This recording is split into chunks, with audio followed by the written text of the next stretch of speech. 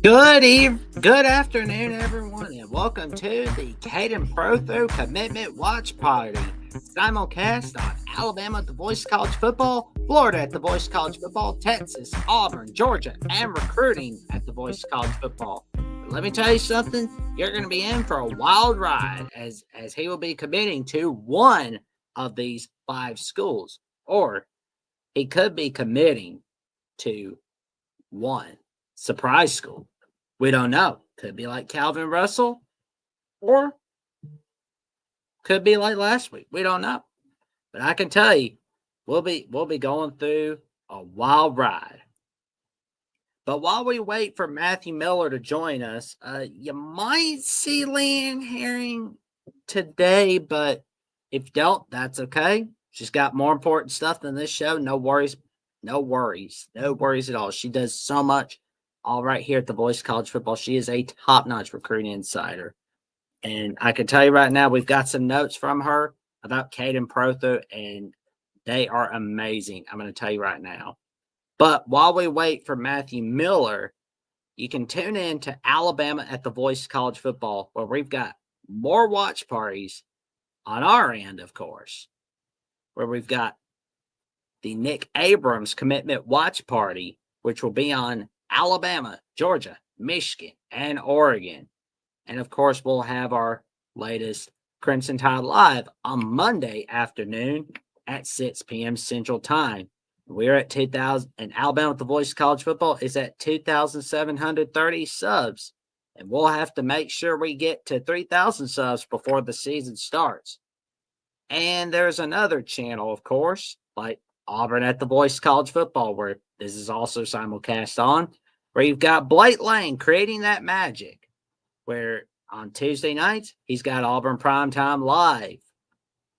And he's going over the latest news and notes, including what's going on with Hugh Freeze. Is Hugh Freeze playing golf? Is he not? Is he all set for media days?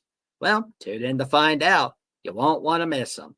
And I can tell you, we'll definitely make sure we get Auburn at the Voice College Football to 1,000 subs before the season starts. And of course, you saw Tyler Whitfield on Florida at the Voice College Football last night on the KJ Ford commitment. He's not available today, but that's okay. We're here to tell everybody about the magic that Tyler Whitfield and Tyler Natino bring on Florida Gators Live Sunday nights at 6 p.m. Central Time, 7 p.m. Eastern on Florida at the Voice College Football, where they've got all kinds of magic, including the live shows. They've got show number 37 tuning in tomorrow night. You won't want to miss that one. They'll be going over all kinds of early previews. And what do you know? The Tylers have a new video on Hayes Kent committing to the Gators for 2026. That's a huge win. And you got the Bulldogs channel with Matt Green and Bo Underwood creating that magic Tuesday nights, where they go over the latest news and notes on the Georgia Bulldogs. And that's always a fun one. And you can go over all kinds of news, all kinds of breakdowns with Matt Green, Bo Underwood. And these guys have been going over the early preview of the Texas-Georgia matchup. What do you know? And, you got this week's edition of Bulldogs Live, where Matt Green went over the biggest what-ifs in the history of Georgia football. Are they good? Are they bad? Could they have won a natty with Justin Fields? I think they could have. But what do you think? That's where you come in, chat.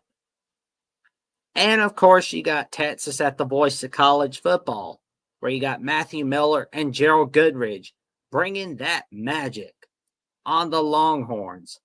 Tell your friends, your family, and the cashiers at Publix about the magic that they create, including where Matthew was creating his take on Smoke Matthews committing to the Texas Longhorns. He's got that magic all over the place. And you had Chip Brown from Longhorns 247 joining the Buckeyes Live crew for an early preview on the Ohio State Texas matchup that will be occurring on August 30th, 2025 on Big Noon Kickoff.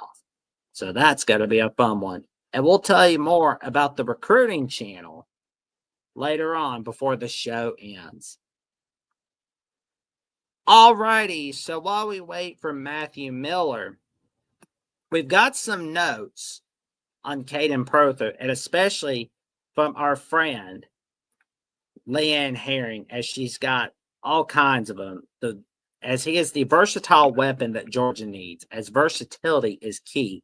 Coaches are constantly on the lookout for players who can wear multiple hats and create mismatches on the field. Prothro is a dynamic athlete poised to become an invaluable asset for the Bulldogs if they can get him. That'll be a good one right there if Georgia gets him. And well, we have Matthew Miller joining us on the Texas side of things. How you doing today, good buddy? I'm doing good. How about you, Jackson? Oh, doing all right. Just 6 more weeks till kickoff of week 0. Yeah, no, I'm excited. And this is a big commitment. It's going to be interesting, especially with him moving it back like this. I wonder if that means anything. We'll have to see. Ooh, yeah, because I mean, it's like if he does commit to Texas, what does this do for the Longhorns? Because I mean, obviously, it would be huge if they could get him out of the state of Georgia. Yeah, What do you think? Texas has done a decent job of doing that the last couple cycles. Justice Terry, we've gotten. We're in on Tyler Atkinson. I think that's going to come down to Texas and Georgia as well. So this would be a really big win if we can land him. I do think it comes down to Texas and Georgia at this point, unless someone, again, I don't know what happened in these 3 hours where he decided, I don't want to do this at 1:30. I want to do it at 4:30. So maybe someone made a big offer here and maybe Auburn or Alabama came in. I don't think it's going to be Florida because they just got a tight end with Hezzy Kent, who Texas was also in on. So we'll have to see, but it's going to be very interesting. I mean, we saw this kind of with Calvin Russell, where I think it was going to be Michigan and then Syracuse, came in at the last second and kind of flipped him over to their side. Oh yeah, and we're seeing some of these highlights of Prothro. Oh, he's a big one. He is 6'6", and man, He for a moves tall guy, he's running really. insanely Huh? well. He moves Oh insanely yeah. well for his size.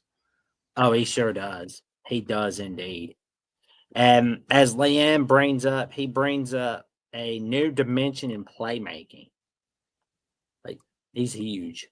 Yeah, him and Mark Bowman. I believe Mark Bowman was the number 2 or number 1 tight end in this class. I think he's number 2, and Texas was in on both of them. Mark Bowman got like a Godfather offer from USC. I think he got offered $2 million a year, which is absolute craziness for a tight end. I know Texas does, prioritize the tight end position, but that's what's so interesting now with the revenue sharing and everything. It's all about what do you prioritize more, especially during a certain cycle. I think this is going to tell us how much we prioritize our tight end position because we have young guys that we can play next year. And I really like Nick Townsend. Nick Townsend is a freak. So if we really prioritize it, do we go all in here on Prothro? If not, we may just go with the guys we have next year, which we'll still have 3 guys coming back that are all pretty good. Oh, look at that block. Look at that block, ladies and gentlemen. He just pushed him down. Just let him know this is Yeah. my house now. He's telling them party's over. Yeah, it's crazy looking at him and then Hezzy Kent, who just went to Florida. I believe Hezzy Kent is 6'7", 280. So he's like an offensive lineman, basically. He's definitely going to have to drop some weight to play tight end. And this kid's basically like a wide receiver playing tight end. Oh man, somebody's gonna be really happy in 2029. Somebody's gonna be really happy in the NFL. Oh man. That was Hey, a good I mean, catch. oh man. Want to see that again? Yeah, Here we go. Look at that. He's that's a got really good he's catch. got he's got both feet in bounds. How about that? Versatility, man. Like that's huge. Yeah, it'll be Uh interesting who he ends up with. Like I could see Auburn being one of those teams, they really like the tight end position under Hugh Freeze. Maybe they're the one that, made a last second offer. Who knows? oh man. Anything can happen. Yeah, because Where's the to me it's really random to your commitment date and time, and then all of a sudden you push it back 3 hours. Like I'm looking into that pretty heavy. It's gonna be very interesting. oh man. Gone from the long run.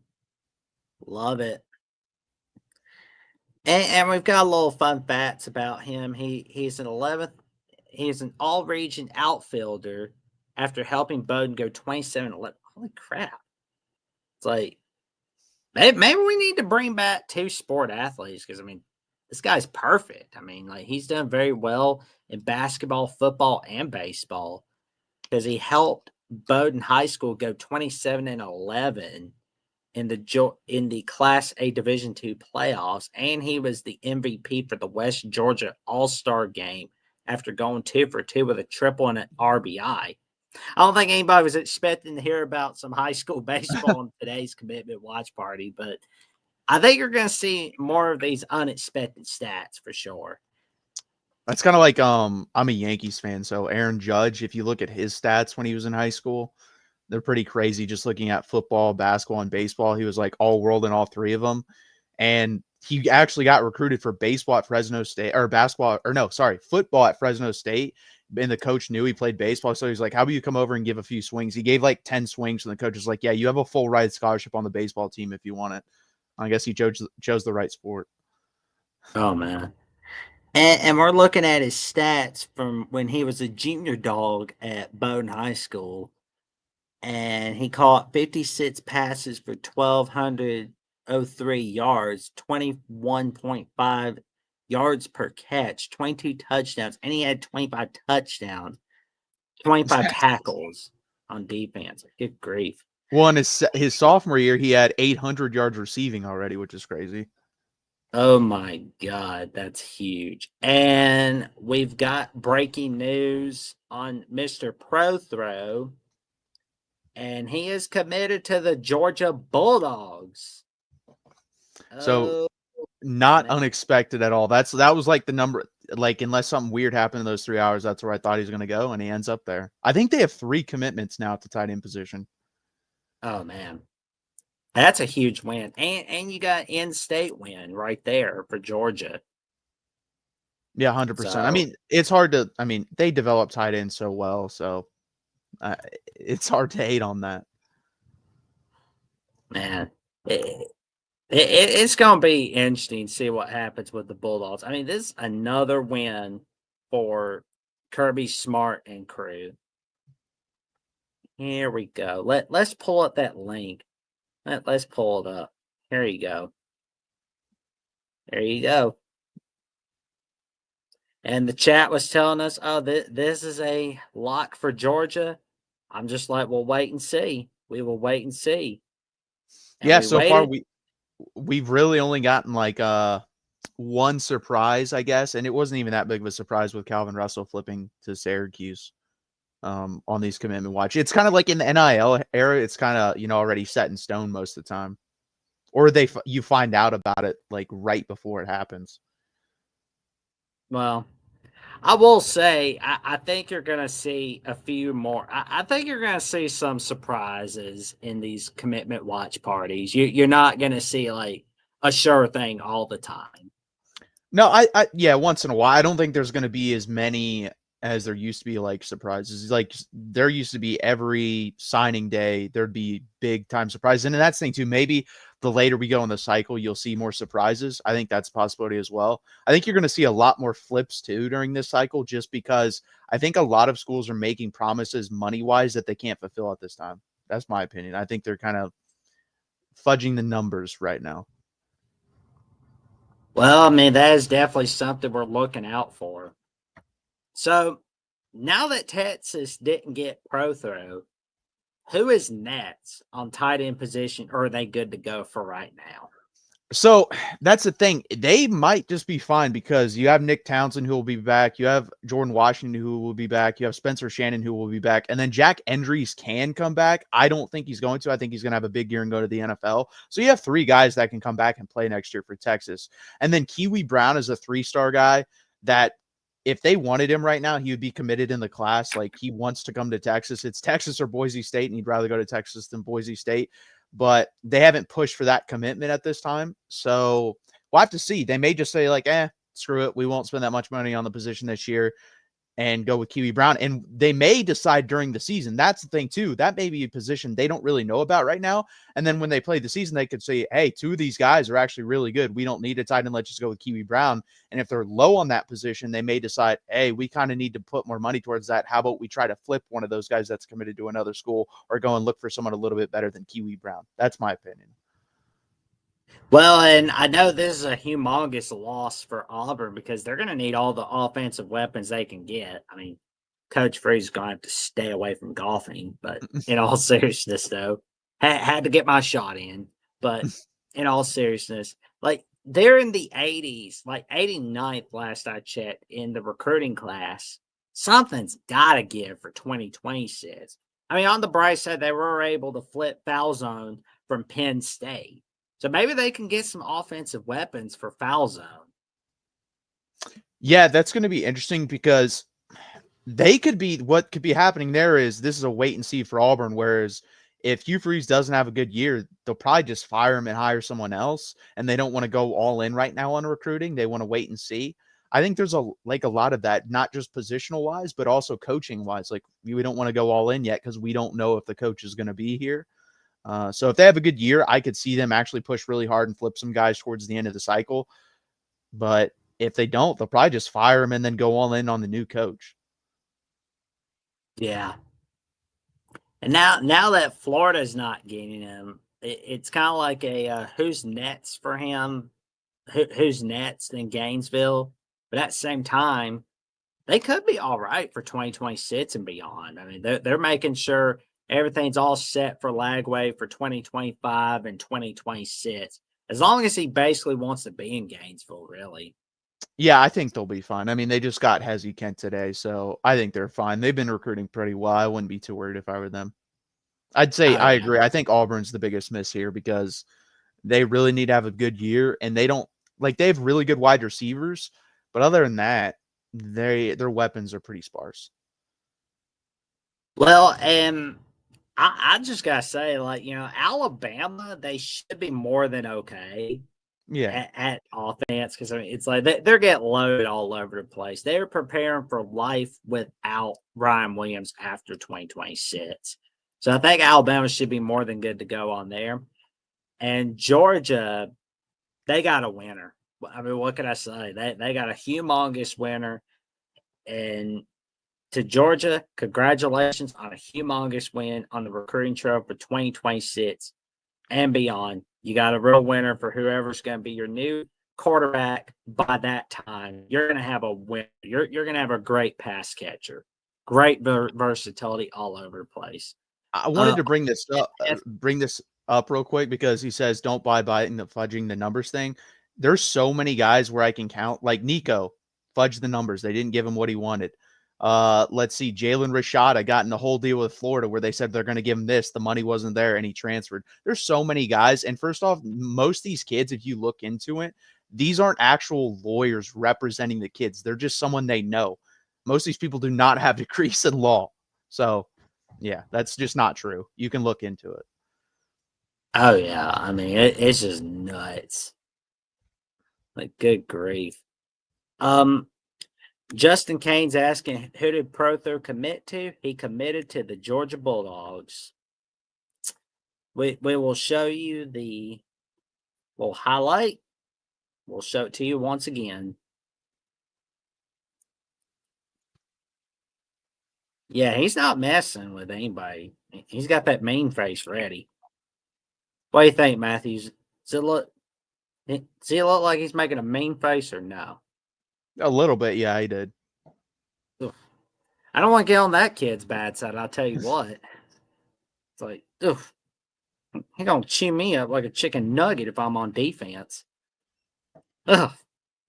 It's like you can have my lunch money. But I will say, we've got a wild ride ahead of us. Again, plenty more watch parties coming your way, including the Nick Abrams III watch party coming on Wednesday, 11:45 a.m. Central Time to 12:45 p.m. Eastern Time. Wednesday at Alabama, Georgia, Oregon, Michigan, and recruiting at the Voice College Football. Matthew, What have you got going on this week, good buddy? Just the Texas live show Monday, breaking down the latest topics that come up with Texas and around the SEC as well. Just can't wait until the season comes around. We have a Georgia preview on there as well right now. We're dropping the other half tomorrow. We also have the Ohio State preview, which has done pretty well. I think in total between those two videos, there's like 7,000 people have watched it so far. So you guys go check it out as well. Even if you're not Ohio State fans, I think it's a really good preview. And that's really it. I mean, we're definitely going to have a watch party when Tyler Atkinson commits. He announced his top 4, and I think it's going to come down to Texas and Georgia. And I think Texas is legitimately all in on this one. I think this is the number 1 prospect on their board. So it's going to be really interesting. Like, I think it's like 60-40 right now, Georgia, but Texas is definitely in that heavy. There we go. You can tune in and check out Matthew Miller and the magic he's creating on X and Instagram. Give him a follow at MatthewMX97 on each of those accounts, and check him out on Texas at the Voice of College Football, where he and Gerald create all kinds of magic on Longhorns Live. Monday nights, 7 p.m. Central Time, 8 p.m. Eastern Time. Tune in. You won't want to miss it. And you can check me out on what I guys say on each of my episodes of the Jacksonian, where I had on Ty Hudson from Tuss Talk with Ty for episode 75. And you can also check me out on Jacksonville CFBN on @/Twitter and Instagram and Threads, Jackson Johnson 543908, where I give my takes on what's going on with college football, other stuff, much more, and updates on Alabama with the Voice of College Football, and my once-a-week calls on the Feinbaum Show. With that being said, we wish y'all a happy Saturday afternoon. And to like, comment, subscribe, and click on the notification bell to each of these channels simulcast, so you'll never miss another video or another episode of each of the live shows whatsoever. And we wish y'all a happy Saturday. Stay safe, stay cool, stay away from that heat. It's miserable out.